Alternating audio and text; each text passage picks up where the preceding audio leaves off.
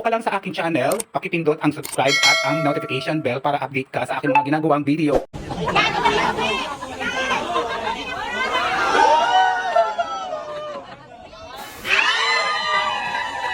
Oh, grabe. Diwata, tingnan natin yung waga. Bagay ba? Hindi kasi kanina nandun ako, kaya pumunta ako dito kasi nga nagpatims ako dito dahil may first month namin dito. Pansari. Ako rin naka-live out kanina. Tumawag sa akin tao ko, nandun ka daw. Hindi ko naman nandun ko yung kasama. May meeting kami doon, tapos dito muna kami. May meeting kayo ni Waga. May meeting kami sa labas. Nung nakalimutan na kami doon sa inyo, kaya yung Ay Tara, thank you for choosing Diwata Paris para sa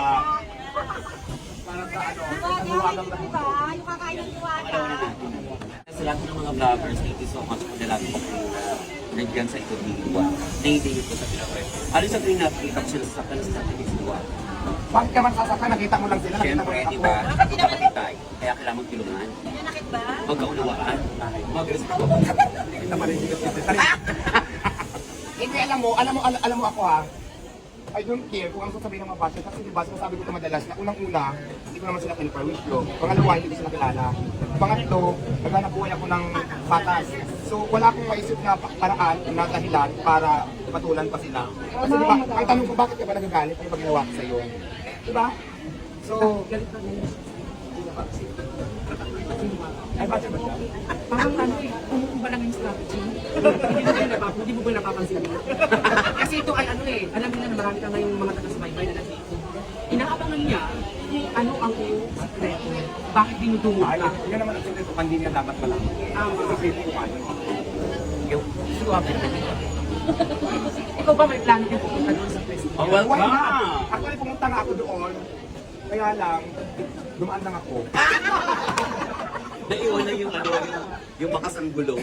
Dumaan lang ako actually doon ako sa Litix nakaraan. Pero hindi ako pumunta talaga sa kanya. Nadaanan ko lang.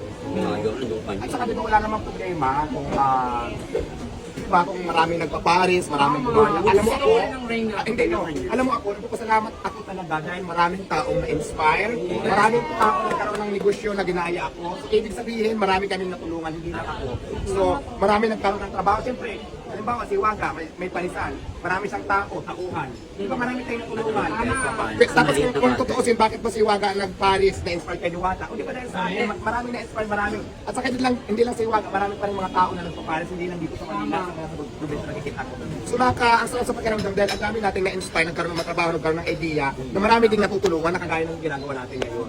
So, no bashing, wala po ako sa manang loob kay Waga sa lahat ng gumagaya sa akin. Bagkos, nagpapasalamat pa ako, marami tayong natutulungan. So, di ba? Bakit ako natatanong?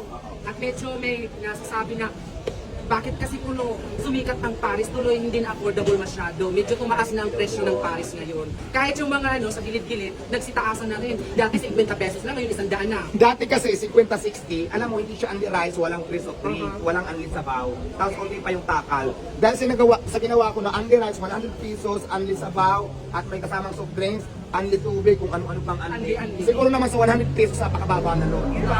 Kaya kung may magreklamo pa sa 100 pesos na tumaas, na only rice na lahat, parang hindi naman yata, makatao na yung nagreklamo ka pa. Kasi umikot ka ngayon sa mga tindahan, bumili ka ng ulam, bumili ka ng kanin, wala pang only, wala pang soft drinks, 70, magkano na kakainin ka pa. So, hindi pa nga nakakating dito, 99 pesos na. Ang minumok mo, nasa 150 na pa, kung order ka pa. Di ba? So yun, sa 100 pesos talaga, sa totoo lang, halos kung ikaw lang yung may-ari talaga, ako sa totoo lang ha, halos bawi-bawi na nga lang, halos minsan nga naginigatid pa para masustain ko lang. Kasi alam mo ngayon, nagtaasan na, alam mo yan, kung namimili ka, tumaas ang chicken, tumaas ang mga fuel, tumaas ang flour pot, lahat tumaas. Tumaas ang bigays, tumaas na rin ang presyo ng mga lalaki, lahat talaga tumaas na. Pero laban pa rin ha, nananatili pa rin talaga yung price namin ng 100 pesos, sinusustain pa rin namin. Alam mo ako nila, Mapunta pa saan kung ano usapan ng pati na yan. kaya siguro doon sa mga nagsasabi na tumaas yung pares, hindi po, bumaba talaga yung pares. At saka naging overload. Sa dati kung isang subo lang, 50-60 na yun. Ngayon, one kusawa ka na sa subo. Tama ba? Subo ng overload ha. Sa mga naisip nyo. Yung totoo, magsabi ka ng totoo. Magsabi ka ng totoo, alis ubo ba talaga? Ang right, ang sabaw pa. Pag nabiting ka pala sa sabaw, iba may soft drinks tapos may water pa, yung iba dyan may free juice pa, o lahat na ng free nandiyan na. Kaya 100 pesos is worth it. Ngayon, sa totoo lang, sa mga may-ari ng parisan at kanila kagaya ko, hindi po kumikita ng malaki. Sa totoo lang, minsan bawi-bawi lang. Alam nila yan, kasi sobrang taas na naman karne ngayon. Pero yung price namin, nanatiling 100 pesos, para masustain mo namin, pinagpakita lang namin sa marami mo tutulungan yung 100 pesos. Yun lang. Ano yung sabi mo naman? Puro lang ako. O sige, siwaga naman. Sa akin lang, alam mo ba, napanood mo na yung TV. Yes. Ito talaga yung inspirasyon. Nabanggit talaga kita. Kaya sa mga tao naman sana, yung, alam mo may nagagalit. Sana wag naman. Kasi wala naman kami sa mga ano, tingnan mo kami nag-away. Yung akin lang. Ginagawa, natuwa pinagsasabong ako. kayo. Nagpawala ako sa kanya dahil sa ginawa niya. Nag-inspirasyon ko sa ginawa niya. Pero may chismis. Ikaw daw ay, ano lang, tauhan ka lang daw ng... Before. Pero ngayon, may-ari ka na. Co-owner. Co-owner. But not the owner alone. Okay. Paliwanag yun, ha? Alam mo, sa totoo lang, wala naman kami talaga problema na yung Huwaga Idol na hindi siya may-ari doon, na may-ari siya. So wala naman akong question doon. Ang inaano ko lang minsan talaga, may mga vlogger talaga na nagagumagawa ng kwento. Outside. Magpa-vlog sa akin, mag-vlog kay Huwaga, si Sarana, kung si Sarado Huwaga. So wala naman sa amin yung problema, nasa kanila. Pero di ba sabi ko nga Huwaga, doon ang pinag-usap sa liwa. Di ba sabi ko nga, as long as na wala tayong ginagawang masama, as long as nakakatulong tayo, as long as na lumalaban tayo ng pata sa pamamaraan, wala tayong paniperwisyo, I don't care kung anong sabihin nila. Kasi hindi yan importante. Hindi tayo aangat doon sa mga ganyang klaseng comment.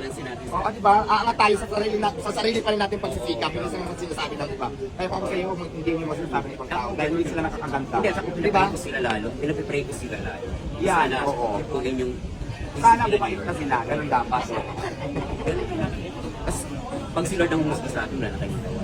Correct. Alam mo kasi, isa lang talaga may karapatan humusga sa atin. Ang ating Panginoon lang, ang Diyos Ama na lumikha lang sa langit at lupa. Amen? Amen! Walang karapatan humusga ang tao na nakagaya natin dahil isa lang sa kaparehas natin. So, di ba? Kaya pag si Diyos talaga, kahit ilang tao pa yan ang manghila sa ipababa, pag Diyos ang nag-angat sa iyo, wala silang magagawa. Amen? Amen! Gusto mag-venture ka na naman sa ibang ano, sa ibang business na naman. Baka mamaya magkaroon ka ng ano, iglesia ni Diwata. Yeah, sabi ko. Kasi ano, do, magaling kang kumanta, may magkakaroon ka ng album. Magaling kang mag-acting, nagkaroon ka ng ano. Alam mo, lahat naman na nag-offer sa akin na alam ko makakatulong sa akin at makakabuti sa lahat, hindi lang sa akin. Bakit hindi? So, willing ako sa lahat. Pwede ka rin magpastora. Why not? Hindi ako nararapat. Bakit hindi? Di ba? Ayan, shoutout sa lahat ng mga Amigo World Churches. Ayan, shout out sa inyo lahat. Bilang niyo po si Diwata ng mga inspirational talks. Anyway, maraming salamat at welcome to Liwata, pare. Thank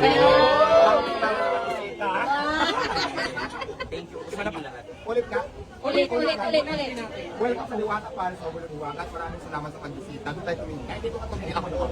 Maraming salamat sa pagbisita. Happy lang kami ganon.